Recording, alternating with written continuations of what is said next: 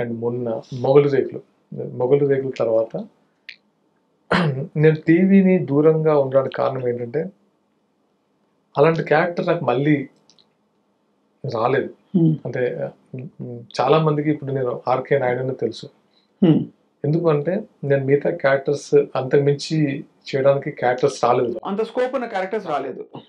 దాని నుంచి ఒక స్టెప్ డౌన్ అవడం నాకు ఇష్టం లేదు. అందుకే షిఫ్ట్ అయిపోయాను.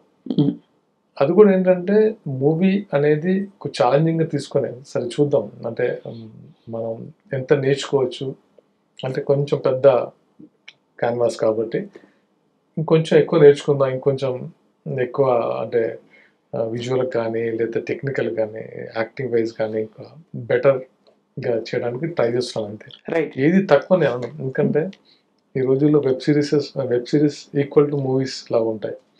సో యాక్టింగ్ ఇస్ సేమ్ ఎక్కడైనా. అవును, పెద్ద పెద్ద స్టార్సే చేస్తారు కదండి అసలు. అంటే ఇప్పుడు భేదం పోయింది కానీ అయినా ఒక ఫిల్మ్ ఉంటుంది, ఒక ఫిల్మ్ ప్రొడక్షన్లో ఉండే ఎక్స్పీరియన్స్ వేరు, ఒక ఓటీటీలో అండ్ ఒక టీవీ సీరియల్లో అయితే ఇప్పుడైతే ఫ్యాక్టరీలా కొట్టేస్తున్నారు కదా ఈ లాస్ట్ 10 yearsలో టీవీ సీరియల్స్. అంటే ఏమైపోయిందంటే ఎప్పుడైతే టీవీ సీరియల్స్లో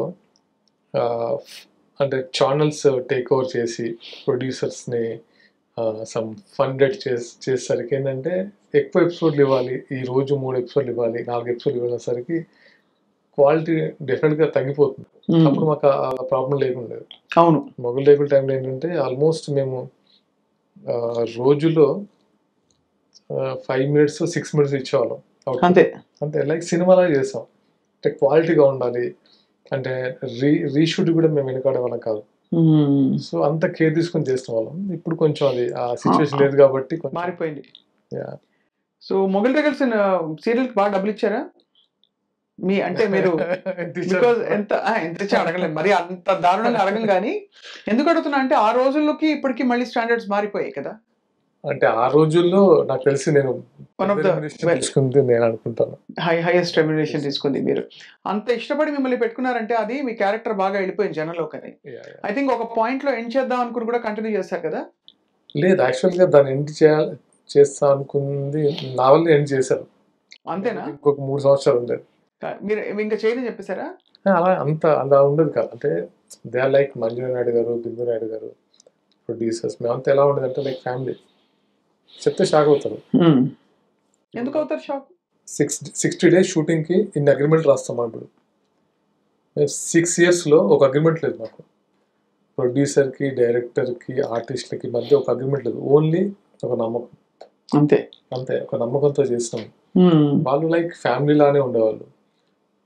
ఇంట్లో ఉన్న ఒక అబ్బాయిలాని ట్రీట్ చేసేవాళ్ళు. అండ్ మాకు కూడా అదే ప్యాషన్ ఉండేది. మనం నమ్మి ఒక క్యారెక్టర్ ఇచ్చారు, దాన్ని ప్రూవ్ చేయాలి, వెళ్ళిపోవడం ఉద్దేశం అంటే ఓపెన్గా ఉండేది.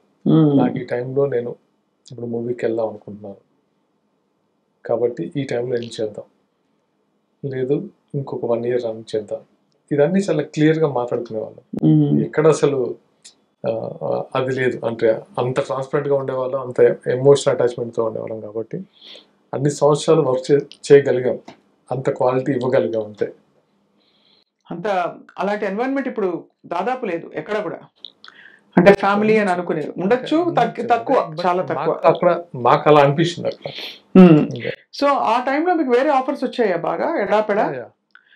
వద్దని చెప్పారా లేకపోతే కొన్ని చేశారు? అంటే నాకు ఆల్మోస్ట్ మొగల్ రేకులు చేసే టైంలో నేను 25 days నేను షూటింగ్కి వెళ్ళేవాను మంత్లో. ఓన్లీ Friday హాలిడే అన్నమాట.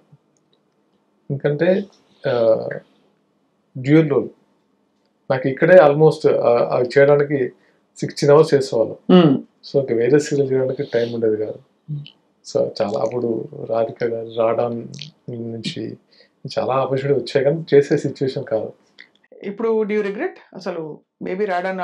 అంటే వేరే వేరే లాంగ్వేజెస్లో అక్కడ ఇక్కడ కూడా మీకు బోల్డ్ అంత అవకాశం వచ్చేది. రిగ్రెట్ ఎప్పుడు అవ్వలేదు.